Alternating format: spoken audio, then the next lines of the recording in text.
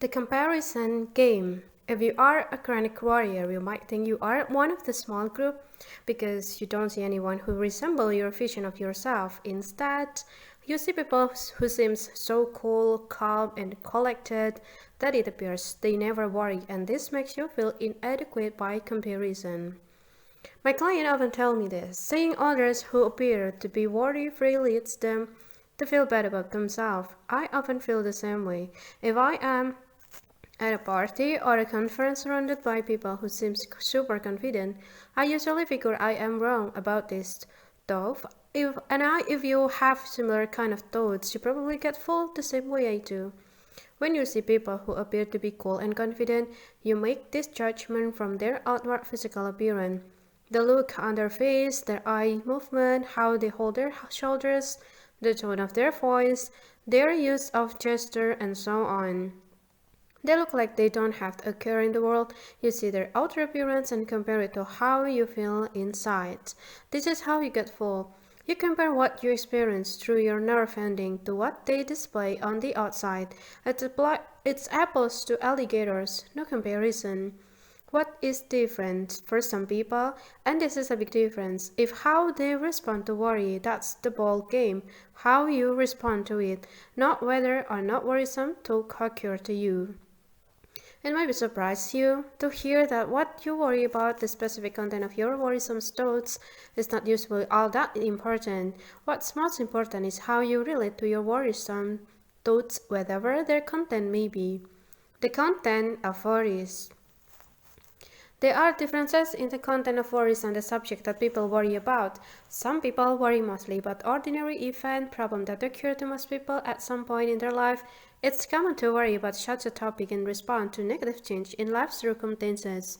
During an economic downturn, for instance, lots of people experience talk about what they would do if they lost their job or had a trouble paying the rent or mortgage. They might have similar worries about losing their job or homes when there is some other change, like a new boss or landlord, which increases the uncertainty in their business relationship. Sometimes people respond to these worries by developing a plan of action, and then the worry often fits and can be considered to have served a useful purpose. It identified a potential problem and led to prepare solutions. Are you an equal opportunity warrior? Other times, people experience worry not in a response to negative development, but a quiet the opposite. They worried when good things happen. A parent might experience worry about a losing job even when the economy is good and his work evaluation excellent, or when a child gets accepted as his first choice of an expensive college and congratulations would be in order. A person living for a dream vacation who is never forgotten to turn off the coffee pot and does not usually ever give that a thought may be plagued by worrying about the coffee pot after having boarded the plane. Good events, maybe a job promotion or the arrival of a new child, can often be a trigger for persistent, unrealistic worries about other possible problems in life. People worry in response to this positive event out of superstitious thought that now would be a particularly bad time for the event to occur. Thoughts such as, wouldn't it be ironic if the problem happened now, and now I have so much more to lose, are what often convert good developments into occasion for worry. So, people may experience an upsurge in worry in response to good event or bad. Worry usually has a very poor record for predicting what actually happened in the future because worry is based on ideas of what would be bad rather than what is likely. If worry was your stockbroker, you would fire him. Other times people get caught in a pattern of worrying about bad possibilities that seems far less likely, not only to most people but also to the worries as well, at least most of the time. These are the kind of worries that people sometimes identify as irrational or illogical worries. This might include worries about making some kind of mistakes, leaving out the stove on, accidentally pouring insecticide into the sugar bowl, driving over a pedestrian without noticing, that appeared to be an extreme, unlikely, even bizarre possibility. However, the possible result of such an error seems so terrible to the warrior that he or she strives to make sure that it doesn't happen, and this effort to be sure becomes a chronic worry activity. To summarize, there are differences in the kinds of content people worry about. Some people experience occasional worry about a fairly ordinary problem and don't find this worry to be an ongoing problem, just an occasional nuisance they can dismiss. In fact, it often signals them to make some appropriate action and can therefore be considered to be helpful. Others, however, have much more difficulty with worry. Sometimes people worry about ordinary possibilities but find themselves unable to dismiss those worries from their mind and worry endlessly about fairly ordinary problems. Other times people worry about possibility that seems extreme and unlikely, so much so that it leads them to become chronically obsessed and preoccupied. It's not the content of the worries themselves that distinguishes ordinary from chronic worrying. The key is how we respond to worry, how we relate to it. This is what distinguishes a person with only modest occasional worry from a person with a chronic, persistently upsetting worry. It's the relationship we establish with worry, how we try to live with it and manage it, that defines the kind of worry we have. Let's take a look. Ordinary worry, a workable relationship. Ordinary worry is sometimes unrealistic, but the unrealistic worries come and go. They don't form a consistent pattern over time. A student may worry about a test sometimes, but doesn't anticipate flunking out every time there is a quiz. An employee may worry as her annual review approaches, but doesn't anticipate getting fired every time she meets with her boss. Ordinary worry is an occasional part of your life, one that does not usually interfere too much with your activities. Sometimes it can have your focus attention on issues that need a solution and lead you to do some planning and problem solving. This kind of worry typically ends when you have identified the solution and taken action. That's a good thing. Other times it doesn't particularly identify a problem and lead to a solution so much as it reflects a general state of anxiety. For instance, when you are not feeling well because of several days of the flu, or you are overtired, or you are suffering a major disappointment in work or love, you might get more catch up in worries that you would ordinarily dismiss. The ordinary worry relationship is similar to the kind of relationship you may have with a neighbor or coworker with whom you are not closely tied. You see that them they but don't interact very often, probably less than once a day. When you do, you say hello and are superficially nice, but you don't have a strong emotional attachment to that person, good or bad. It doesn't ruin your day if you have a disagreement with them. It doesn't make your day if you have a nice encounter with them. They are just not that important to you. People who have this ordinary kind of relationship with worry might get into struggles with worries, but only occasionally. They know the worries pass, so they don't usually spend a lot of time and energy responding to the worry. They just don't care that much about the worrisome thoughts that occasionally come and go, and perhaps the most important distinction, they don't worry about how much they worry. The dysfunctional relationship of chronic worry, however, is something else entirely. Chronic worry, a dysfunctional relationship. Some people get more than their share of trouble with worry. Worry becomes your constant companion rather than an occasional nuisance and can seriously degrade the quality of your life. If you experience chronic worry, you experience an excessive amount of worry over time. Who decides how much worry is excessive? The person doing the worry.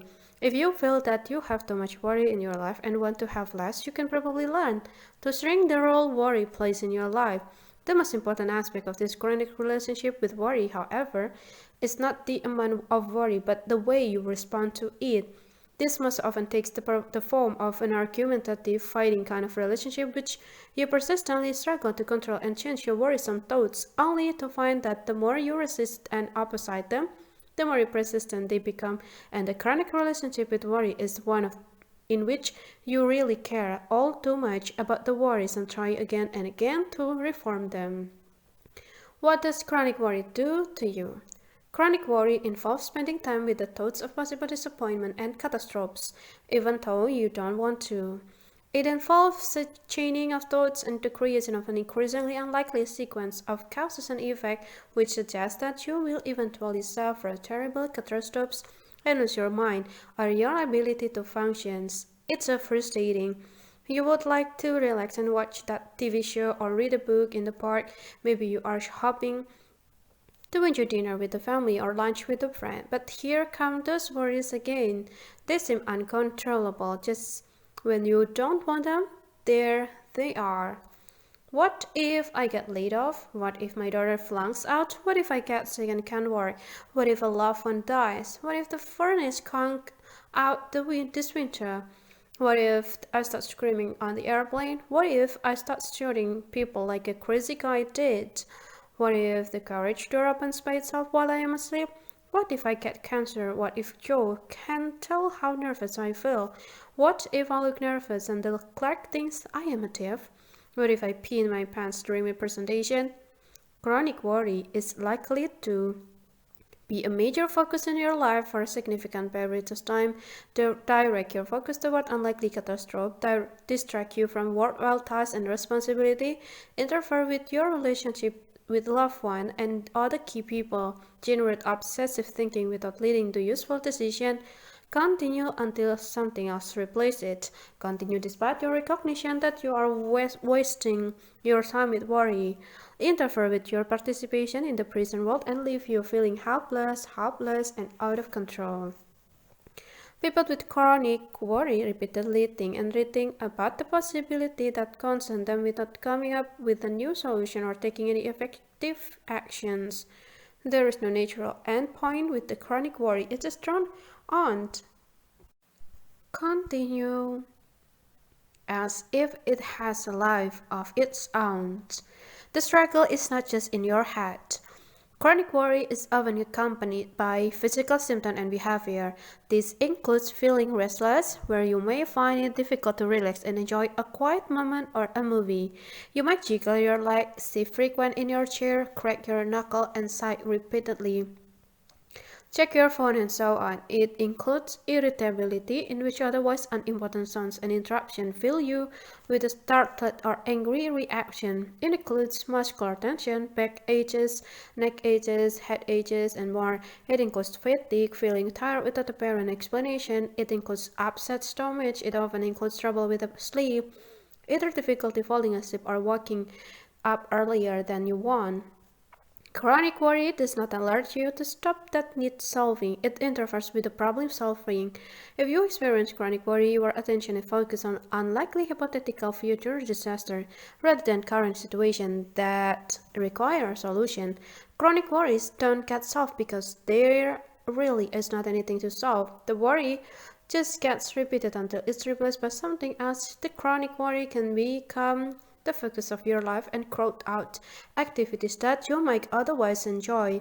Physically, you are in the present, in your usual environment, but mentally, you're focused on the small future of grim possibilities. Finally, if you struggle with chronic worry, you try to stop worry. This effort to stop usually make things worse rather than better. It's like story from Greek mythology in which a hero confronts a hydra, a serpent, or a dragon with many heads.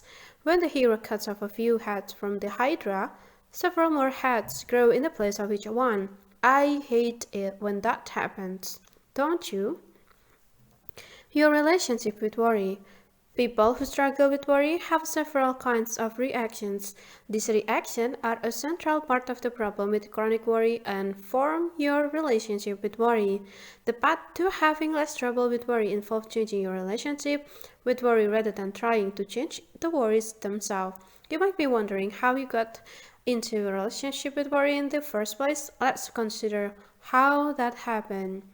How do you get to this point?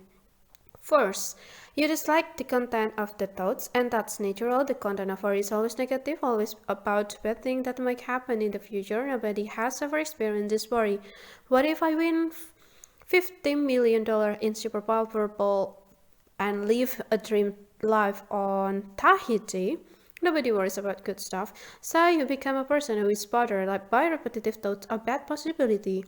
Second, You probably recognize, at least most of the time, when you are not so caught up in the worry that you talk unrealistic, but this doesn't help you lose the thoughts. You continue to have nagging unwanted thoughts even though you recognize that they are unrealistic. This can be really frustrating for most worries. I have had many conversations with clients in which we discuss the fact that the content of their worries are kind of unrealistic. There is a technique that part of cognitive behavioral therapy, CBT, called cognitive restructuring, in which clients are helped to review their thoughts and find the error of thinking so they can change their thoughts to something more realistic. It's helpful with lots of problems, but often fails to solve the problem of chronic worry. Here is a common response to the cognitive restructuring. I know, not, what a relief, but I know they might be a little annoyed too on doing that work, only to discover what they already knew. They know they don't need me to help them discover that their worries are exaggerated and unlikely. That's why they come to see me. In the first place, they were bothered by repetitive thoughts of unlikely catastrophe. So just like them, you become a person who is bothered by repetitive, unrealistic thought of bad possibilities and want them to stop, and is increasingly frustrated by the fact that they don't. Third, it may seem to you that if you keep having negative, unrealistic thoughts, you don't have to have. This must mean there is something wrong with you. You have the thought that people who can't control their thoughts are out of control. And find this a scary comment about yourself, so you become a person who is bothered by repetitive, unrealistic thought of bad possibilities, who wants them to stop, is increasingly frustrated by the fact that they don't, and fearful that this means you are losing control of yourself. Finally, you try hard not to have the thoughts. Maybe you do this because you hate and fear the content of the thoughts. Maybe you realize that the thoughts are unrealistic but think it's a sign of mental problem to have thoughts you can control. In either case, you try a variety of anti-worry technique, distraction, avoidant thought stopping, cognitive restructuring, arguing with your thoughts, reassurance seeking, drugs and alcohol and more. And the result all too often is more worry. When you struggle against your worry, you generally get more worry rather than less. And even though you dislike the worry, you might also have some unconscious belief about worry. Beliefs which suggest that worry helps you somehow. This belief can also lead you to respond in ways which keep the worries alive. We will take a look at this in chapter 11. So it's through a process like this that you become a person who is bothered by repetitive, unrealistic thought of bad possibilities and want them to stop, who is increasingly frustrated by the fact that they don't, fearing that this means you are losing control of yourself, and who wants so desperately to get rid of the thought that you get caught up in the struggle to get rid yourself of the thought, only to have more rather than less worry as a result. If you have become involved with the chronic worry, this is what the relationship is like, and this is the problem you need to address. Relating to the thoughts. Worry is a way of thinking, and that's a big part of the problem. Modern Western culture emphasizes the role of thoughts in life, saying it as the end point of billion of years evolution. If you are like most people, you probably have lots of respect for thoughts, especially your own thoughts. You probably give the content of your thoughts a lot of attention and credibility even when you are having thoughts that seem exaggerated and untrue. That leads to another part of the problem. If you are like most people, you probably tend to think you should be in control of your thoughts. You may have the idea that you should only have the thoughts you find desirable and useful and not have the thought that you don't want. And yet, your mind has a mind of its own. It's perfectly commonplace to have thoughts that defy your sense of control, unwanted thoughts that resist your effort to evict them. If you have ever had this song stuck in your head, you know what I mean. If you are not sure that this applies to you, take a minute now and do not think about the first part you have ever had, and put the book down, sit back and try this for a minute. How did you do? If you are like this, the most people, you are probably having more recollection of the pet that you have for years. Review your typical worries. Let's take a closer look at some of your worrisome thoughts. This can help you better understand the worry process and find your way out of a chronic conflict dual relationship with worry. Is that okay with you? To look at your worrisome thoughts and write some of them down. You might not want to do this. Maybe you have the thought that if you write them down, they will get more permanently fixed in your mind or even be more likely to become true. Maybe you would just like to forget them as soon as possible and enjoy the rest of your day. Maybe you think that if you write them down, this will lead you to worry even more than you already do. Maybe you are thinking, Dave, I bought this book to get rid of my thoughts, not to write them down, I just want to be rid of them. But maybe this is what you usually do, try to push them away, and yet here you are, reading a book about worry. What you have tried in the past probably hasn't been all that helpful. If it had, you would probably be doing something more enjoyable than reading and hopefully writing about worry. If your best effort to solve this problem haven't done the job, it's probably not due to the reason you imagine that there is something wrong with you. It's more likely to because you got tricked into using methods that were not so helpful. You will probably do better with a different approach. So if you are at all willing, experiment now with writing down a few of your typical worries so you can do a little work with them. Put your worries in a lineup. This is what you would do if you had been the victim of a crime, like a mugging or a robbery. You would report it to the police and they would ask you to sit down with a police artist and describe the murderer so the first artist could draw him. This would have the police apprehend and the perpetrator. It wouldn't be pleasant, but it would be worth doing. Sketching out some of your worries to do this review with might be your first step toward changing your relationship with worry for the better. Is it worth a try? What are some worries that bother you recently? Write down a few of them on your favorite electronic device or do it in the old-fashioned way with pen and paper. Take a look at the worries you wrote down and apply this two-part of test. Is there a problem that exists now in the external world around you? If there is, can you do something to change it now? If you answer yes and yes to these questions, then perhaps you should put this book aside and go do something to change the problem now. If there is a significant problem now in the physical world you inhabit and you can do something to change it now, go ahead and do that. On the other hand, if you answer no and no, then you are dealing with a chronic worry, you are nervous, and that worrisome thought is just a symptom of being nervous. Maybe your answers was neither yes or no, but include thoughts like this. It's not happening right now, but what if it starts soon? If I don't stay on the guard and watch out, bad things might happen. I hope it doesn't happen, but how can I be sure? It probably won't happen, but it will be so awful if it did. Isn't it possible that it might happen? I sure hope it doesn't. If I don't worry about it, then it probably will happen.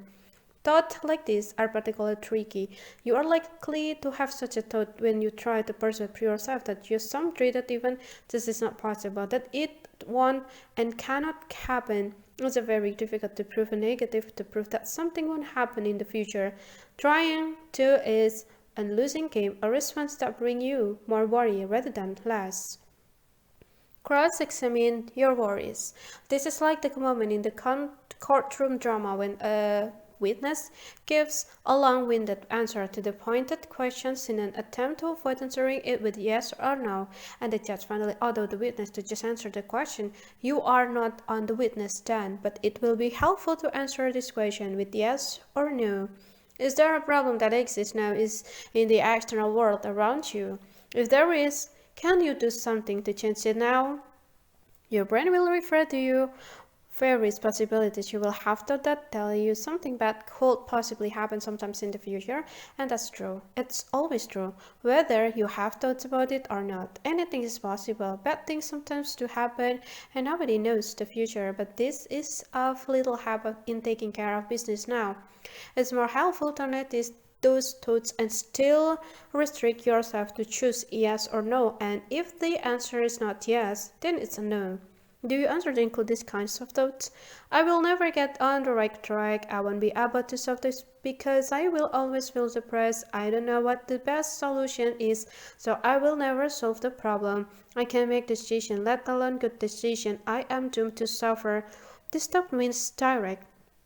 and mislead you by suggesting a problem in your internal world. The problem they suggest is usually about your being so defective, so depressed, so insecure, so uncertain, so confused, so stupid, so whatever. And that we won't be able to solve your problem and live a good life. This is a trickier kind of thought, a trigger from a bait, a people often very often are drawn into thinking and rethinking it, obsessing about it, feeling bad about it, and in all kinds of ways stuck in their heads about it. So if you struggle with this kind of thoughts, consider this. How consistent are these thoughts over time? For instance, if my dog had developed a limb, a warning light comes on my car and stays on, my thoughts are usually consistent about this problem. I don't have some days where I think the limb or the like doesn't matter. I am aware that both represent a problem I need to solve and I feel concerned. The concern remains with me until the problem gets fixed or goes away. On the other hand, sometimes I have discouraging thought that I will have never be able to finish writing this book, and I feel down and depressed about that. This thought will typically last a little while and then get replaced by something very different. For whatever reason, I get a compliment on something I wrote, or I go see a funny movie, or have a nice chat with a friend. I start thinking and feeling differently about this thought of being a terrible writer. My writing ability is the same as before, and so is my draft. See, yet I think and differently about it. In other words, my thoughts about my writing ability are variable and consistent over time. My thoughts about my dog's sleep or the warming like in my car remain consistent over time until I fix the problem. If you often experience the kind of your thoughts above, thoughts that voice a general sense of despair, lack of ability, or hopelessness, and ask yourself these questions. Is this thought consistent over time? Has it been the same the last 7 days and 7 weeks, or does it change? Do I sometimes feel more optimistic, sometimes realize that this thought is exaggerated? Does it go up and down like emotions do? Just the facts, ma'am. Emotions change frequently and often without obvious reason. Facts don't change in the absence of new evidence. If your thought varies in this way, if it changes with your mood, then it doesn't really indicate a present problem in the external world. It indicates some unhappiness or upset within yourself in your internal world that varies over time. A problem in how you view and relate to your internal experiences of thoughts, emotion, and physical sensation. It might be an issue that follow you predictably, like your shadow when the light is right, but it doesn't represent a problem out there in the external world any more than your shadow represents an assailant. It's not a problem that you can normally solve right now. It's a problem that plays out in your mind without any corresponding reality in this external world, and it's a part of the burden of being human. If you had a problem in the external world you had to solve right now, or suffer bad consequences, you would know it, and you would be doing something about it. If your dripping sink were stopped up and about to overflow, you would be draining, not worrying. If your dog were waiting and looking at the door, you would be walking, not worrying.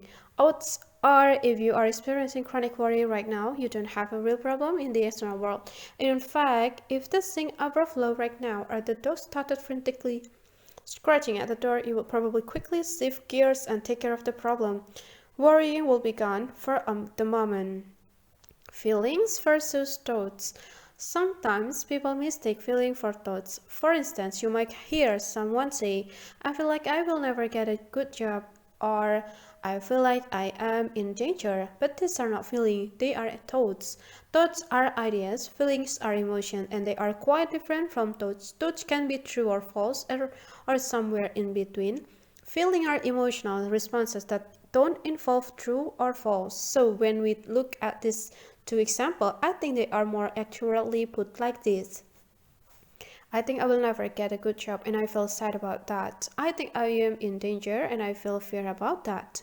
The thoughts about never getting a job or about being in danger may be true or false.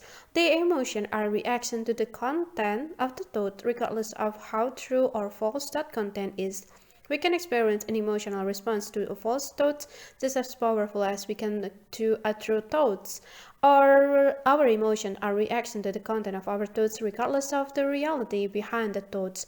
This realization that we can have strong emotional responses to thoughts that are false as well as those that are true is the basis for doing cognitive restructuring, which aims at making our thoughts more realistic. It can often be helpful, however. It's common for people who are stuck in a chronic worry to find cognitive restructuring and other effort to edit their thoughts into more realistic versions somewhat less helpful than they hope. We will take a look at that problem in the next chapter, thinking it over. Worry is common, a universal part of the human experience, but because it's not generally visible to others, you are likely to think that you are one of a very few, maybe the only chronic warrior in the world. Not so. What you worry about is not nearly as important as how you relate to the worry, how you try to get it under your control. The path of chronic worry will take you into an examination of how you deal with worry. It's there that you are likely to find that you have been using methods to control worry that are akin to cutting heads of the Hydra. It just leads to more heads that bite and breathe fire. Recovery from chronic worry will involve replacing those methods with something more effective and thereby changing your relationship with worry. We will take a more detailed look at your responses to worry in the next chapter. Chapter 3. Your dual relationship with worry. When I was trying to become a psychologist, I had my first experience working with a client who struggled with worry. This man worried a lot about losing his job. He obsessed over every tiny error or shortcoming he displayed at work and overlooked all his good accomplishments on the job. My supervisor wanted me to learn to use cognitive restructuring with this client, which you might recall is a method by which people can find and correct the error in their thinking that caused distress. The supervisor expected me to become good with this technique, so I worked hard at it. I helped my client become aware of how he was maximizing all the negative in his mind and minimizing all the positive so that his job seems less secure than it probably was. And one day, we had a session in which the man seems to show some good progress. I see what you mean, he told me. I have been overlooking all the good things I do at work and overemphasizing the thing that can be used some improvement. My boss seems okay with the idea that I need more experience and training, and he seems happy with most of the results I get even though I am new. So I guess I have really been exaggerating the risk of getting fired. I smile, happy for his progress and looking forward to describing it to my supervisor. Then he continued once again getting upset. So you see, that's what really worries me. Look at all the unnecessary worry I have been doing. That can be good for my health. What if it gives me a stroke? All this worrying about nothing. My heart sank as I realized we had not made as much progress as I thought, but I should really thank this man, if he happens to be reading this book, for giving me such a clear example of the two stances of the worry relationship. On the one hand, he took the thought about losing his job very seriously and worried intensely about it. In other words, when he realized that this worry was unrealistic, he worried about how much worrying he was doing, and when I saw him the following week, he had thought of some more reasons to believe that he might get fired and was back to worrying about that. He was treating these thoughts the way you might respond to a piece of cactus stuck in your head, too painful to leave alone and too painful to remove. This man and most people who struggle with chronic worry didn't have a problem that he worried about. He had the problem of worrying. Two-sided relationship with worry. If you struggle with chronic worry, odds are that you associate the worries with the danger in two ways. Sometimes you take the content of the worried thoughts as an important prediction of danger. It might seem to you that thoughts such as, what if I lose my job, or what if I have a cancer, are valid warning about trouble with your employer or your health, a sign of trouble in your external world. In response, you either try to protect against that hypothetical danger, or you to try prove that there is not any danger, so that you can feel better and stop worrying. Both of those responses tend to fail.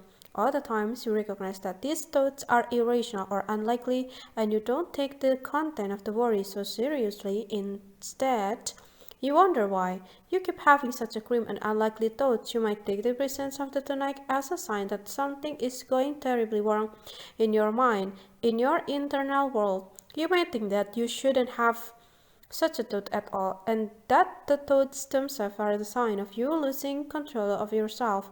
You might fear that such a thought may even make you ill in yourself. In response, you try to various ways to suppress or rid yourself of the thoughts.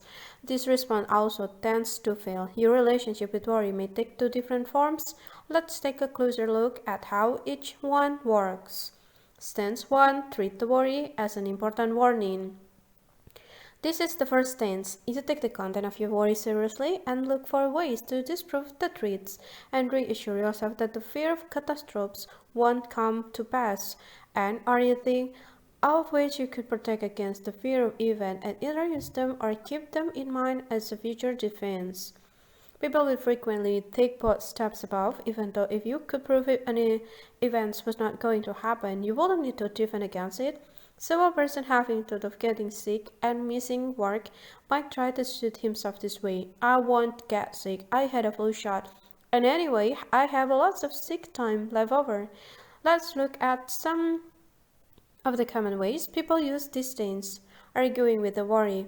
You might get into a debate with your own thought the same way you might if you were arguing with another person. It's a game of point counterpoint and often sounds like this. Me, what if I lose my job and we all end up on the street? Also me, that's not going to happen. They need me at the firm. Me, what if it does? No matter what evidence or ideas you bring to the argument, reassure yourself the other side of the debate always has the strategy for topping your argument, as we see here. Also me.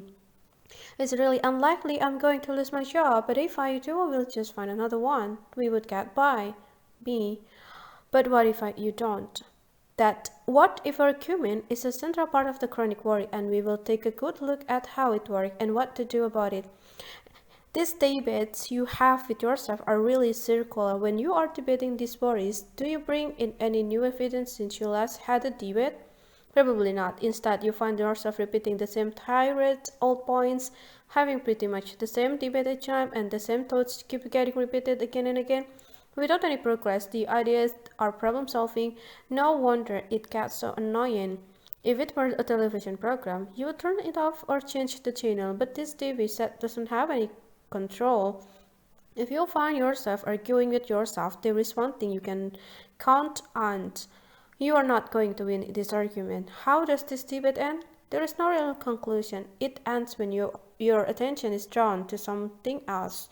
Given how tedious this ongoing repetition of worries can become, it's no wonder you lose interest, but it will probably be back same as before the next time your mind is idle. Ritualistic responses.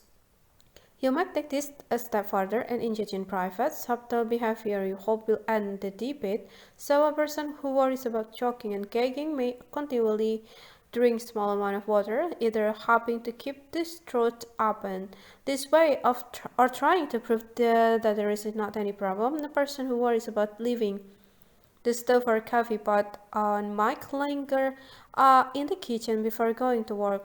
Playing with the on-off switch or even unplug it, a person who fears dying in a plane crash may touch the skin of the airplane while boarding just for a laugh. The responses are a lot like superstitions. Here are some common ones.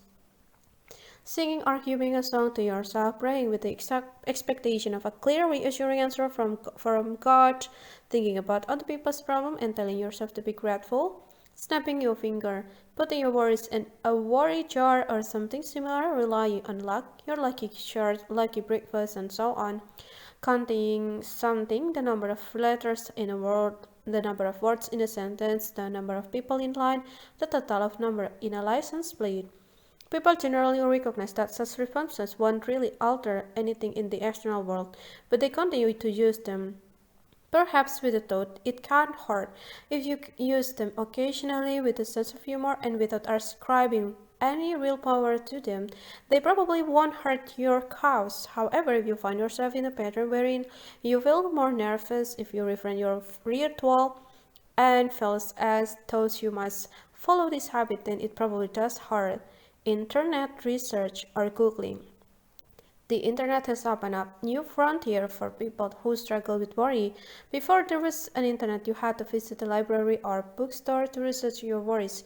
Now, with the click of a mouse, anyone finger can enter a couple of research terms and see what comes back. The irony is that people do this hoping to find out that they have nothing to worry about. So if you are a person who worries that your Coke might be a sign of cancer and that your garage door opener might be set off by someone's microwave, you might go to the web hopping to find a page that says it's not so. This might work. There is a chance that you will find some web pages with useful information for you. However, if you want to eliminate all doubt, you are hoping to find conclusive evidence that proves you don't have cancer or your garage door cannot ever open by accident. You are likely to be disappointed. As much as you might like to go absolute proof that this problem is not occurring now and can ever occur in the future, that evidence is not available because we can prove that something will never happen. When you struggle mentally to feel sure, it's like you are hoping to find a web page with your photo and name on it and a message saying that you are guaranteed to be okay. That page is not available. Even if it were, that wouldn't be the end of it. If you ever did find such a page, you would probably find yourself wondering, how can they be so secure? Consult experts. This comes up most frequently about health concern, but people with other types of worries about finances, real estate, taxes, child rearing, career planning, and so on also could catch up in this. If you consult an expert about a worry, maybe a cardiologist about your heart, or an accountant about your taxes, a consultant with one expert should generally be enough. In some cases, with really complex issues, maybe a second opinion will seem necessary, but if you find that you get caught in a pattern of seeing a variety of professionals about your concern and remain too doubtful to actually use any of the recommendation, if you come away from the consultations with one question or hypothetical reason to distrust the answer you receive, and then you probably catch up in the cycle of seeking more and more professional reassurance and feeling less and less sure as a result. Consult non-experts like friends, family, co-workers, and neighbors. In addition, or even in place of consulting expert worries, frequently ask loved one, relative, friends, and co-worker for reassurance. They don't ask these people for reassurance because they have some special expertise or knowledge of the topic. They ask these people because it's convenient and free. Because of this, they put even less confidence in the reassurance they receive from these civilians than they do in the expert opinion they receive. The discussion they have with family or friends often devolve into something like the argument they have in their heads, with the worries trying to find flaws in the reassurance being offered. They wonder if the other person is just saying what they want to hear or humoring them to get them to change the topic. If you engage in this pattern, you probably don't ask just once. You might ask repeatedly, asking the question in different ways to see if you get the same answer. Reassurance has a very short shelf life and lasts only a little while before you start seeking a fresh supply. This kind of reassurance seeking can be a burden on a marriage, friendship, or other relationship. The party being asked for reassurance often becomes increasingly concerned that he or she does not really know what's helpful to do. To continue the answer to questions or call the questions and encourage the asker to find his own answer. Avoidance. Another way to people take their worries seriously is with the use of avoidance. It's a very common for people to avoid what they fear, even when they recognize that their fears are exaggerated or unrealistic, and even when the avoidance comes with a significant disadvantage. You might avoid conversation with your boss, even though such contact might help your career and facilitate your work. You might avoid group activity where you fear being observed and judged, like open house at your children's school or a neighborhood block party. Even though that limits your social life, you might avoid answering the phone or making calls. You might avoid going for your annual physical. You might avoid the task because you feel compelled to do it perfectly and worry you will have trouble finishing it. You might avoid certain locations or activities for fear of having a panic attack there. If you fear public speaking, you are likely to avoid requests to address a group, be it at work, your child's school, or a civic organization. If you fear plane crashes, even If you are familiar with the safety statistics showing that flying is the safest form of travel, you are likely to avoid flying or endure it with the great discomfort and the use of alcoholic or tranquilizers. Highway driving, dogs, elevator, being alone, sitting in the middle of a pew. If you worry about it, there is a good chance to avoid it.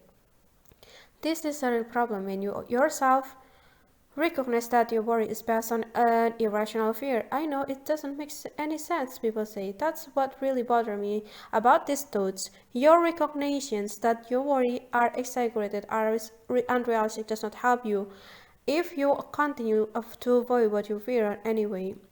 If you avoid the object of your worries, you will become more afraid of them.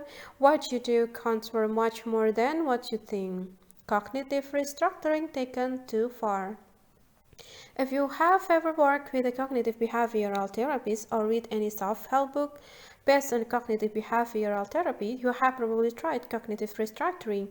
When you do cognitive restructuring, you identify the mistaken thoughts that fuel your upset and replace them with the thoughts that are more realistic. Then hopefully, you are less bothered by these new thoughts. Proponents of cognitive restructuring have identified a number of these errors of thinking. In order to help people identify and change them, this includes such an error as overgeneralizing, believing that one bad moment means the whole day is going to be terrible. Mind reading, thinking you can tell what others are thinking, especially about you. Maximizing bad probabilities and minimizing your ability to adapt difficulties. Fortune telling, thinking you know what the future holds. Black and white thinking, thinking of extremes without recognizing the middle ground. Cognitive restructuring can be very helpful with a variety of problems. For instance, a speaker who gets nervous on seeing people in the audience who yawns or look at their watches probably has some thoughts to the effect that they do this because he is boring and that's why he feels nervous. However, if the speaker can review these thoughts and recognize that there are many reasons why audience member might do such a thing, they didn't sleep well, they have to leave early for another meeting and so on, then he might become more accepting of their yawn and checking without necessarily talking such a behavior as a negative comment on the quality of his presentation. However, it's likely to cause you more trouble if you use it in an effort to abolish your bad thoughts and become sure that your worries will not come true. This is where you might find yourself crossing over into the second stance. A successful public speaker might still experience the same thought as a nervous one when she observes yawn during her presentation and just not pay them any mind, treating them like background noise while she goes on with her talk. However, as the speaker tries to eliminate these thoughts from her mind, on the ground that the thoughts are mistaken and should not present themselves, then she is likely to end up talking more to her worries than to her audience. In this case, cognitive restructuring may work just like arguing with your worry and bring you back to the original problem. If you want to use cognitive restructuring, be guided by the result you get. If you find that this method helps you recognize that your worries are exaggerated and unrealistic, you'll become less bothered by them. Then you are getting good results and can expect to continue to benefit from using them. However, if you find that your efforts to identify and remove the error in your thinking lead you to argue more with your thoughts in an effort to remove all uncertainty, then you are probably trying too hard to purify your thoughts. It might help to do the cognitive restructuring with the lighter, more permissive thoughts. Now let's look at the other stance in this dual relationship with worry.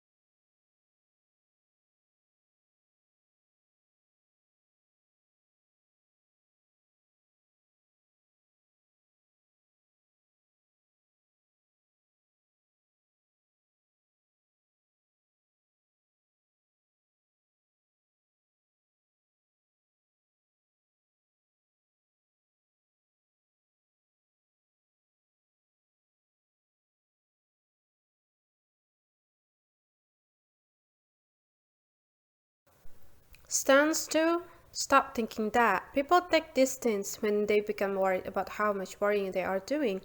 In stance 1, they were very concerned about the potential problem they were thinking of, but now it seems clear to them that the thoughts are just a bunch of worthless worry of noisy nonsense. Unfortunately, this does not lead them to feel any better. Instead, they worry about doing so much worrying. They start having thoughts like, these thoughts don't make any sense. Why can't I stop them? What if I get a heart attack or a stroke from all this worry? Or what if these thoughts prevent me from doing my job and I get fired? Or why do I worry so much? I must be going crazy. When you experience this kind of thoughts, you are on the other side of the worry street. You are not trying to disprove the thought. In fact, you might be quite clear that the thoughts are irrational and not to be disbelieved. That's good. Unfortunately, though, you are now in the different kind of struggle, the struggle to stop worrying. With stance 1, you were afraid that the worries were accurate predictions of trouble, and you spent a lot of time thinking about them, researching the problem, discussing it with loved ones, and trying to persuade yourself that you were safe. Now you are much less concerned with the apparent content of the thought. Now you are bothered by how much worrying you do, and afraid of how the worry itself might affect you. You have thoughts that worry might prevent you from ever enjoying your life, from being a good parent or spouse, that it might make you less productive at work, that it might become obvious to others and damage your reputation, even that it might literally kill you. So you try to get the worry out of your head.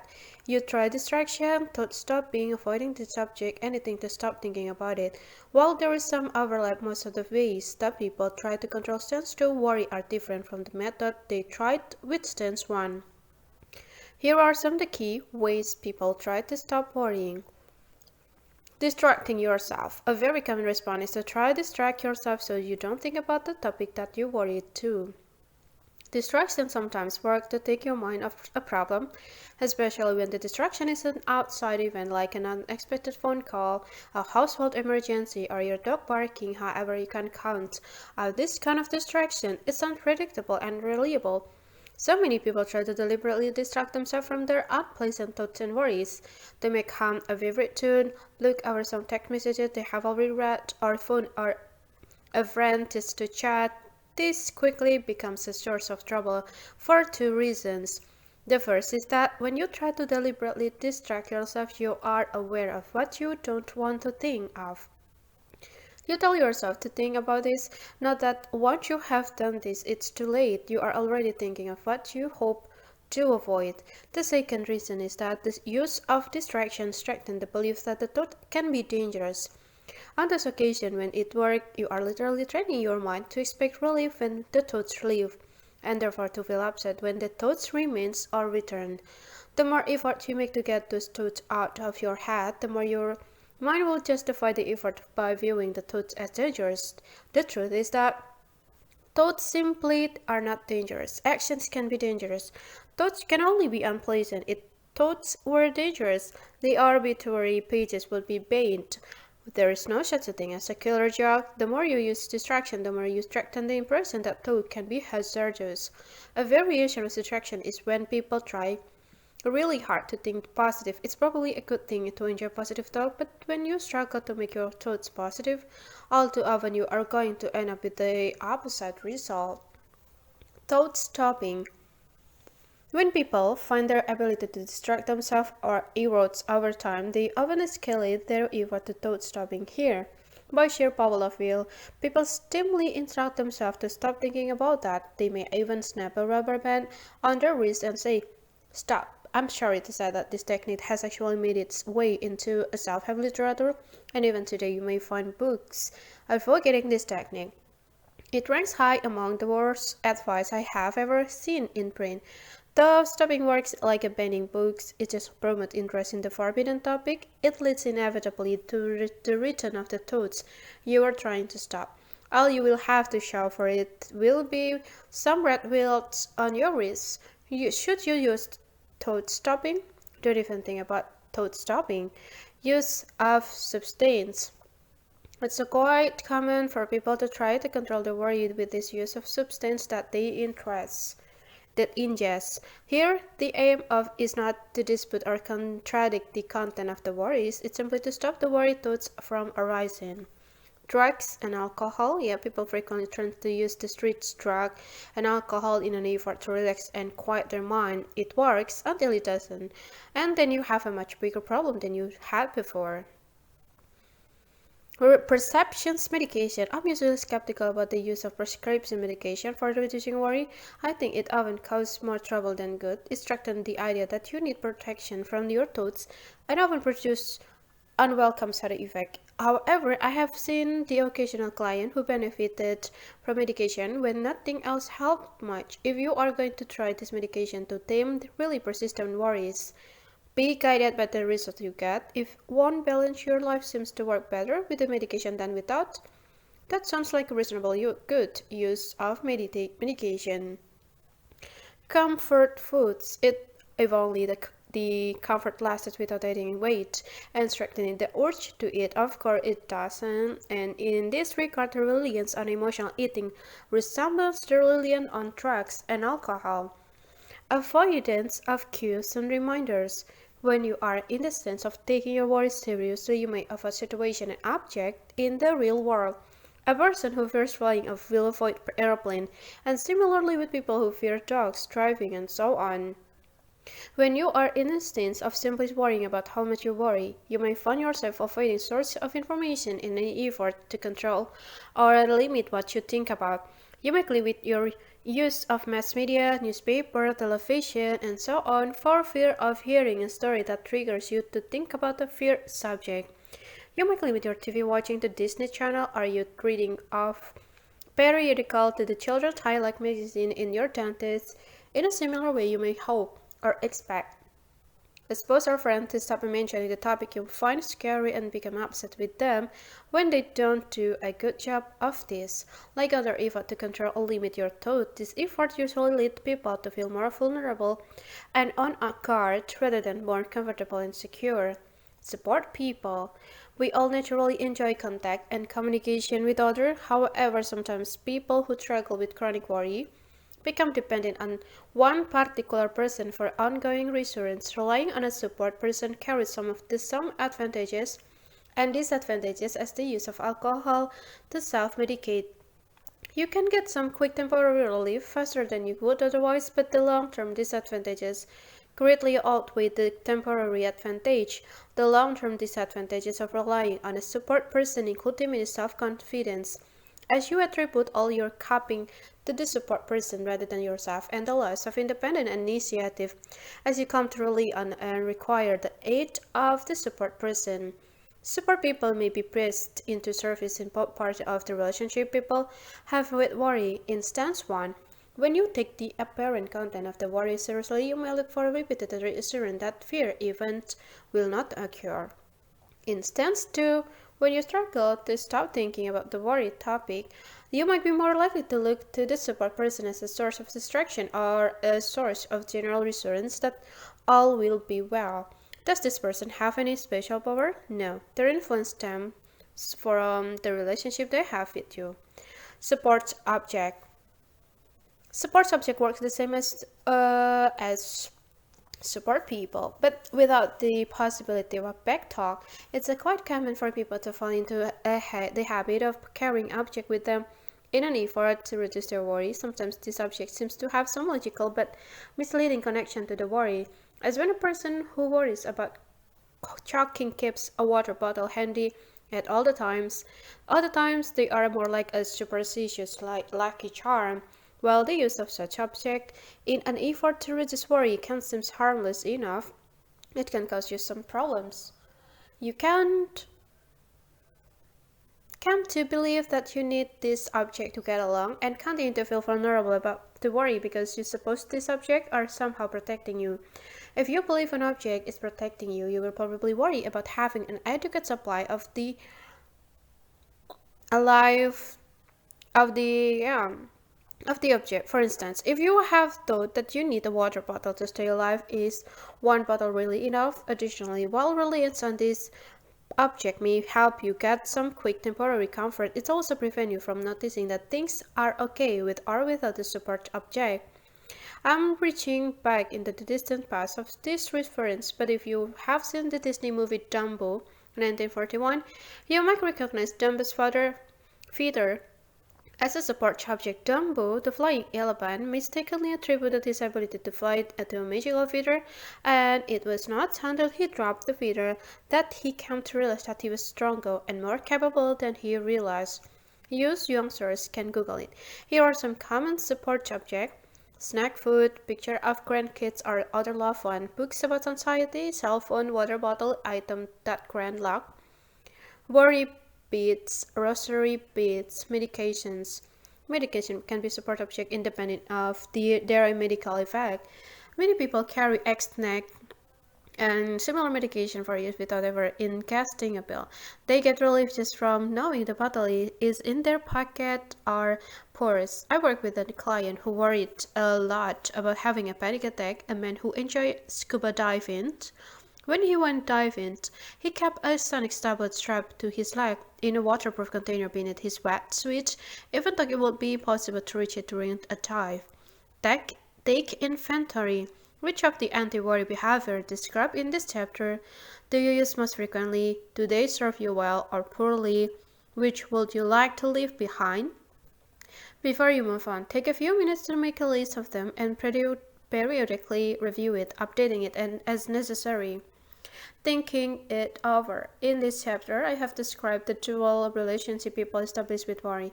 Sometimes you take apparent content of the worry thoughts seriously and try to protect against the thoughts or disprove them. Sometimes you recognize that the thoughts are exaggerated and unrealistic, worry about how much worrying you do, and try hard to stop having such a thought. Neither response work over time, neither is capable of giving you the reliefs you seek, instead of making your situation with worry worse rather than better, to add your sense of being stuck in your worries, perhaps even worse. They may lead to demoralizing observation. The harder I try, the worse it gets, and leave you feeling unable to help yourself. Fortunately, there is an effective way out of this logjam. Your situation with worry has been getting worse because you are being tricked into trying with things that make it worse. As you come to discover this, you can turn your attention and energy to different kind of responses to worry. Responses that will reward your effort by making your situation better. In later chapter, I will show you some methods you can try, methods which will probably bring you more of the results you want. Chapter 4. Feeling afraid in the absence of danger. How odd is that? You are probably reading this book because you are bothered by a lot of worry that you recognize is unrealistic and exaggerated. It sounds odd to say, but that's the good news. You don't really have all the problem that your worries suggest. The bad news is that these worries function like a red flag to a bull. The red flag is not a threat to the bull, but its appearance leads to the bull to charge and make himself vulnerable to the swords and spears of the matador. Your worries are not a threat to you, but their appearance invites you to struggle to get rid of them. And that's what makes you vulnerable to more worrying. When you resist your thought, you hope to be the matador, but you are actually the bull. This chapter will help you see how this kind of worry is not evidence of a weak or troubled mind, but a natural consequence of how our brains are organized. This is really important because if you keep getting shocked by the idea that your worries mean there is something wrong with you, you will keep getting tricked into responding in ways that make things worse rather than better. You will keep taking the beat, so let me show you how these worries are the natural consequences of the kind of brains we have and the world we live in. This will put you in a good position to use the different response to worry that will come in the following chapter. Fear for sale. If you frequent get anxious in response to your worry thoughts, if you frequent get afraid when you are not in danger, does this mean there is something wrong with you? The short answer is no. This is part of what it is to be human. We can feel afraid even when we know we are not in danger. For evidence, you need only to go to the library, your favorite bookseller, or the movie listing in your area. What's the evidence? Is the scary book and the movie that are so commercially successful in our culture. Billions of dollars change hands around the globe every year in the business of scary entertainment. Yeah, you might wonder why someone would want such an experiment, much less pay good money for it. That's a good question, but it's not what I find most interesting about scary entertainment.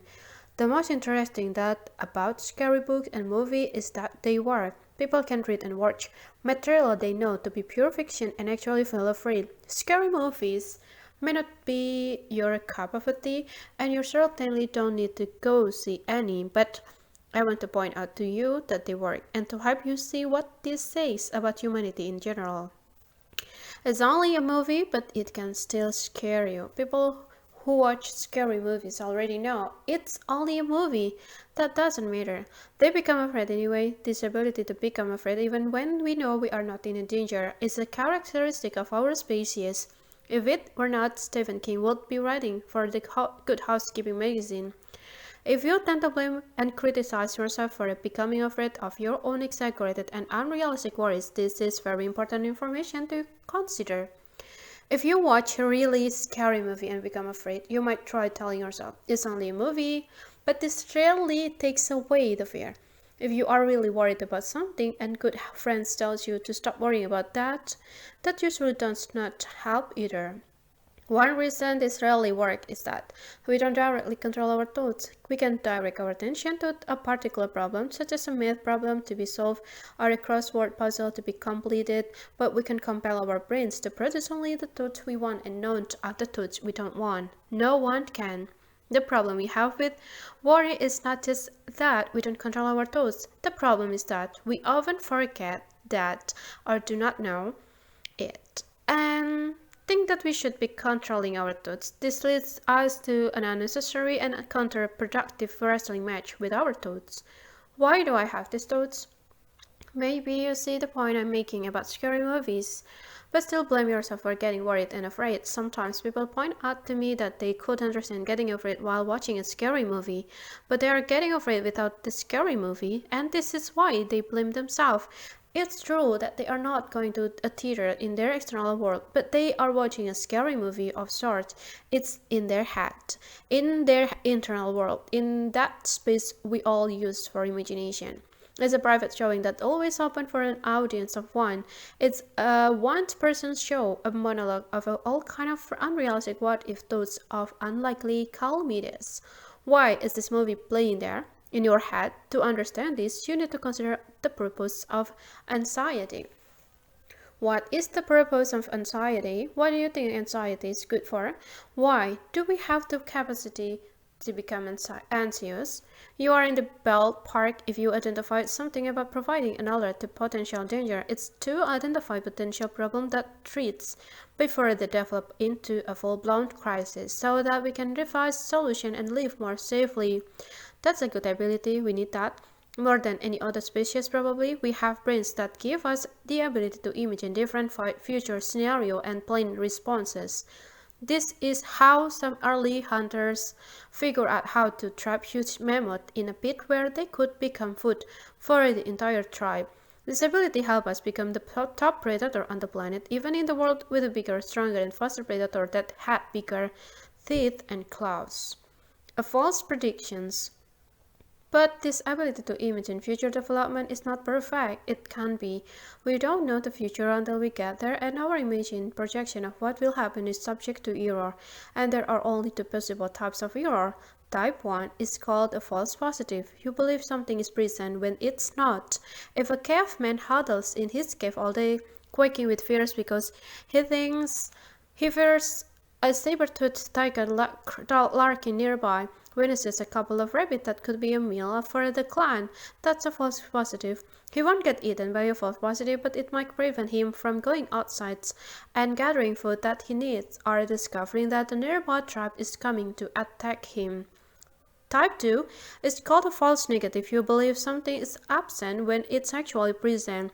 If a caveman strolls out of his cave, confident that there are no saber-toothed tiger around when one is quietly presently hiding behind some rock, that's a false negative. The caveman can get eaten by a false negative.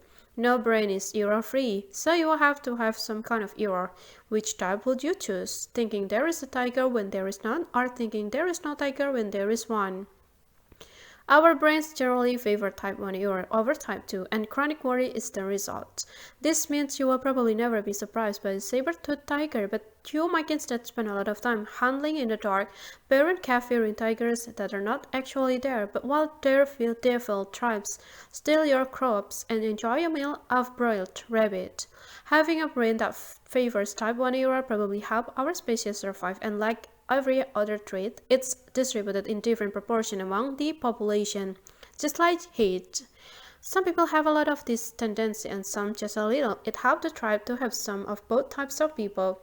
Aggressive warrior who have so little fear that they will go out and bring home a mastodon for lunch, and council member who won't have any part of that, but will also live long enough to raise a new generation and feed it by growing corn. So there are disadvantages, at least the two species to worrying.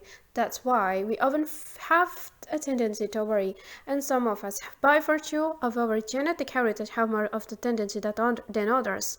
If you struggle with chronic worry, the odds are good that the other who came before you in your family line had a similar struggle. But you might wonder, isn't this all around? Haven't I trained myself to be a worrywart? And doesn't that make it my fault? Is it all your fault? No, you might be assuming that we are all born as a blank slate, that all our personalities and traits develop from learning, but it's not so. If you go to the maternity ward and your local hospital and see all the new babies as the proud relative come to see them there, you might notice how they all have different reaction to the light and the noise. Some look directly at the source of noise and like and appear interested, others cry and show signs of distress, others show no interest either way. These are newborns baby, and yet they are clearly quite different from each other in their apprehension and interpretation of truth. If you struggle with excessive chronic worry as an adult, there is a good chance that this tendency goes back earlier in your life, even before it appeared to be a problem. You might stop to consider, did you show any tendency toward extra worry in your childhood and early years? What story do your parents, and older siblings tell you about this. It's frequently the case that this trait goes back a ways, even before people clearly recognize it for what it was. Our brain didn't evolve to balance bank account, do quantum physics, or enjoy novels. They evolved to help us survive by watching out for danger and solving problems. Brains that were more sensitive to danger, even if they saw 10 tigers for everyone that actually existed, had the advantage, and the people who had them were more likely to survive and reproduce. Our brain have the same basic function today to watch for danger and solve problems. However, our environment has changed radically. We don't deal with saber-tooth tiger, rock slides, and swamps as much as we used to. Still, our brains continue to watch for the bad possibility, however remote and hypothetical, and try to figure out ways around them. We also spend more time in our heads than our ancestors did. In modern civilizations, people spend much more time processing information, books, internet, movies, and so on than did our ancestors, who were much more focused on dealing with a physical object in their environment. We get too used to working with thoughts that we often equate our thoughts with reality. We mistake the content that exists in our internal world for the object and events that occur in our external world. It's not the same. That content is just our thoughts about the external world, and there is no switch off to the brain. It does this all the time, whether you like it or not. Like other vital functions that are important to our survival, it processes without our conscious control. That's why you see more scary movies in your head than you would otherwise choose if it were entirely up to your conscious, deliberately choice. Worry is not your enemy, although it can easily seem that way. If you have chronic worry, it can cause you a lot of trouble and unhappiness, and you will be much better off when you find a better way to relate to it. But the chronic worry is not some terrible enemy that seeks to ruin your life. nor is it some sinful flaw in your brain structure or your character. Chronic worry is more like a useful ability that has grown disproportionately large and influential, even as the need for it has declined. Chronic worry is to ordinary worry as a 5 pounds of chocolate is to 1 ounce. One will make you feel sick, while the other is a nice addition to your diet. If you struggle with chronic worry, it's a problem to be solved or left unsolved. But don't get tricked into believing that it's your fault or your enemy. There is more to the brain than you think. People often get very frustrated at their inability to talk themselves out of worrisome thoughts. I know better than this, they will say, but it does not help. They think the reason it doesn't help is that there is something wrong with them. However, the real reason is that a different part of the brain gets involved when you are afraid. Most people, when they think about their brain, think about the part that's called the cerebral cortex. This is where conscious thought takes place, and it's where we use language and logic. There is a lot more to the brain, different parts that function differently. One of the other parts is called the amygdala, and the amygdala has numerous functions, but one of its primary jobs is regulating the fear responses of fight and flight.